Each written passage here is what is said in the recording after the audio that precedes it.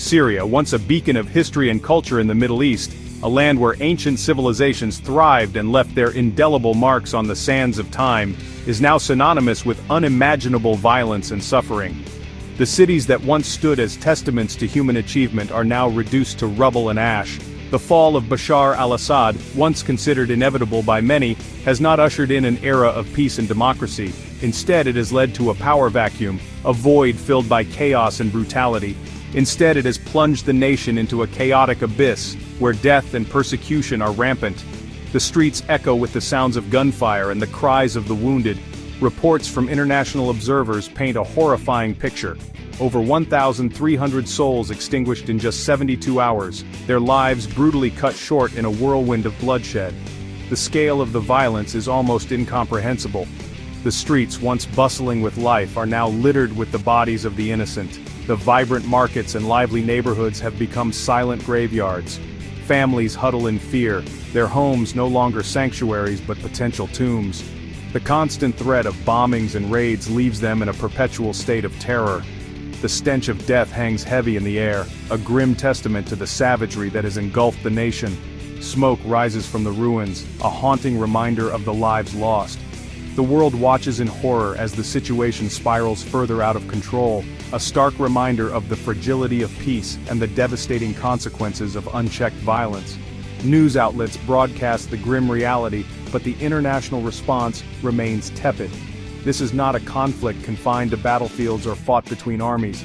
It is a war that invades homes, schools, and hospitals, leaving no place safe. It is a war waged on civilians, a campaign of terror designed to subdue and eradicate. The tactics employed are ruthless, aiming to break the spirit of the people. The stories emerging from the ravaged cities and towns are harrowing. Women, particularly those from minority groups, paraded naked through the streets, their dignity stripped away along with their safety. These acts of humiliation are meant to instill fear and submission. The elderly and infirm, unable to flee the violence, left to die alone amidst the ruins. Their frail bodies are a stark contrast to the brutal force that surrounds them. The world bears witness to a humanitarian catastrophe of epic proportions, a tragedy unfolding in real time on our television screens and social media feeds. The images are heart-wrenching, yet the response is often limited to words of condemnation. The international community, so often divided and paralyzed by political maneuvering, must find the courage and the will to act. Diplomatic efforts must be intensified, and humanitarian aid must be delivered without delay. The people of Syria deserve nothing less than our unwavering attention and our resolute action. Their plight is a call to our shared humanity, a plea that must not go unanswered. To understand the current crisis gripping Syria, one must delve into the intricate tapestry of its religious and political landscape, which has been shaped by centuries of history and conflict. Syria, a nation of roughly 24 million people, has long been a melting pot of faiths and ethnicities. This rich diversity includes Arabs, Kurds, Armenians, and various religious groups such as Christians, Druze, and Muslims. Yet this diversity, rather than being a source of strength, has become a fault line exploited by those seeking power and dominance. The intricate web of alliances and enmities has often led to internal strife and external manipulation. Muslims constitute the majority of the population, with Sunnis comprising the largest group. They have historically been the backbone of Syrian society, contributing significantly to its cultural and social fabric. However, the Alawites, a Shia subsect, have held a disproportionate amount of power for decades, their grip on the levers of government and the military a source of resentment for many. This has created a deep-seated tension between the ruling elite and the majority Sunni population. This imbalance, coupled with long-standing grievances over economic inequality and political disenfranchisement, created a powder keg of tension waiting for a spark. The stark contrast between the affluent and the impoverished further exacerbated these issues. The Arab Spring, which swept across the Middle East in 2011, ignited this tinderbox.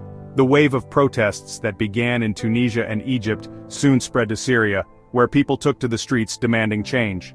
Protests, initially fueled by economic woes and calls for greater political freedom, quickly escalated into demands for regime change. The government's failure to address these demands only intensified the unrest.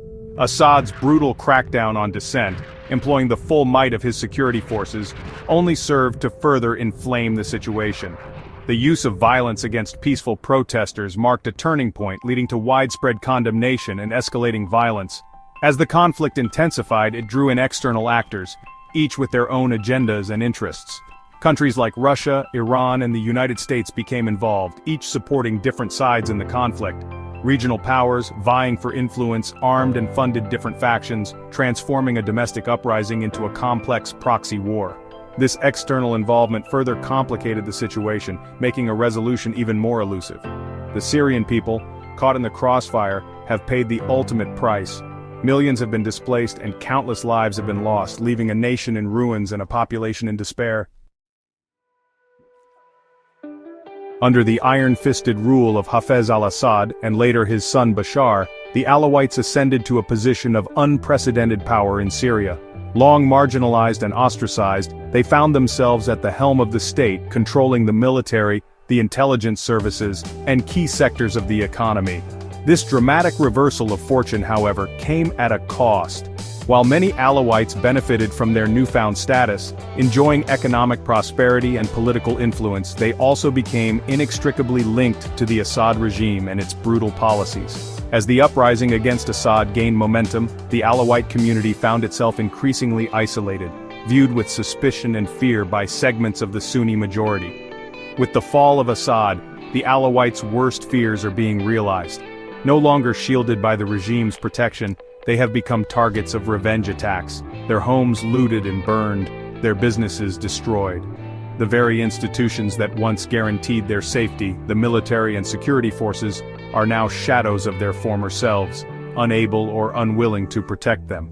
The international community, focused on combating extremist groups and stemming the flow of refugees, has been slow to address the plight of the Alawites. Many fear that their pleas for help are falling on deaf ears, their suffering ignored in the larger geopolitical calculations that shape the international response to the Syrian crisis. HTS ascendant. The grip of extremism tightens. As the Syrian state crumbled under the weight of civil war, a multitude of armed groups emerged from the wreckage. The power vacuum created by the conflict allowed these groups to gain a foothold, each vying for control and influence in the chaos. Some, initially motivated by a desire to overthrow Assad and establish a more democratic system, found themselves outmaneuvered and outgunned by radical Islamist factions.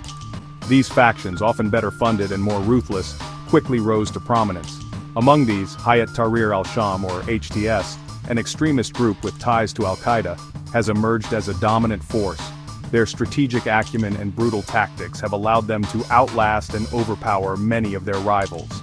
Exploiting the chaos and despair, HTS has consolidated its control over Idlib province, establishing a de facto Islamic emirate. This stronghold has become a base of operations from which they exert their influence. Its black and white flags, once a rare sight, now fly over government buildings and mosques, a chilling symbol of the group's growing power. These flags serve as a constant reminder of the group's presence and authority. HTS has imposed a strict interpretation of Islamic law, meting out harsh punishments for even minor infractions. Public executions, floggings, and amputations have become grim spectacles meant to instill fear and obedience. Women, in particular, have borne the brunt of HTS's repressive ideology. Stripped of their rights and freedoms, they are forced to adhere to a rigid dress code and are often denied access to education and employment. Forced to wear the niqab, their faces covered, they have been relegated to the domestic sphere, their movements restricted, their voices silenced. The social fabric of communities has been torn apart by these draconian measures. Schools and universities have been segregated, with girls receiving a limited education focused primarily on religious instruction. This has stifled the intellectual growth and potential of an entire generation of young women. The international community has condemned HTS, labeling it a terrorist organization and imposing sanctions on its leaders. Despite these efforts, the group's grip on power remains unshaken. However, efforts to dislodge the group from its stronghold in Idlib have been met with limited success. The complex and volatile nature of the conflict has made it difficult to achieve a decisive victory. The fear is that HTS, emboldened by its victories and fueled by a steady stream of recruits, will set its sights on expanding its control over other parts of Syria. The potential for further destabilization looms large, threatening the fragile hopes for peace in the region. A blood-soaked landscape, the plight of Syria's religious minorities. The Syrian conflict, while rooted in political and economic grievances, has taken on a deeply sectarian dimension, with religious minorities bearing the brunt of the violence. Christians, once a vibrant and influential community, have found themselves caught in the crosshairs of a conflict that views their faith as anathema. Churches, many dating back centuries, have been desecrated and destroyed, their sanctuaries transformed into battlegrounds. Ancient icons revered for generations have been defaced and looted, their spiritual significance disregarded by those who see only infidels to be vanquished. Christian homes and businesses have been targeted, their owners forced to flee or face the wrath of the mob. In the face of such persecution, many Christians have made the heartbreaking decision to abandon their ancestral homeland, seeking refuge in neighboring countries or further afield. The exodus of Christians from Syria, a land that once served as a cradle of their faith, represents an immeasurable loss, not only for the community itself, but for the cultural and religious tapestry of the Middle East. The international community has condemned the persecution of Christians and other religious minorities in Syria, calling for an end to the violence and for the protection of their rights. However, words have not translated into concrete action, and the plight of these vulnerable communities continues to deteriorate.